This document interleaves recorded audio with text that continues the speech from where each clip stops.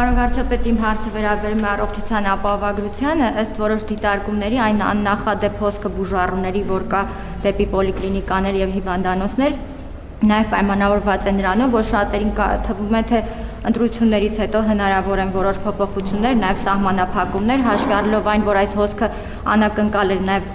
նախարարության համար եւ կառավարությունը կարծես թե հավելյալ ֆինանսական միջոցներ հատկացնելու որոշում է կայացնել։ Արդյոք այդ մտավախությունը կա ընտրություններից հետո ինչ-որ բան կփոխվի այս համակարգում, թե ոչ։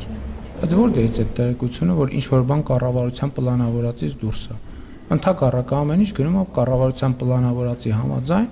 եւ եթե դուք տեղյակ եք, այսօր էլ մենք որոշում ընդունեցինք, որ 2027 թվականից նոր խմբեր են ներառվելու առողջապահության ապահովագրության համակարգ եւ այդպես մինչեւ եւ մենք մեր նախընտրական ծրագրում ներառել ենք Հայաստանի ամբողջ բնակչության առողջության ապահովագրության համակարգ ներառելու մասին դրույթը եւ առողջության ապահովագրության համակարգը բնականon գործում է եւ շարունակելու է գործել։ Ընտրություններից առաջ էլ հետո էլ մանավանդ որ դա ընտրությունների հետ որևէ կապ չունի։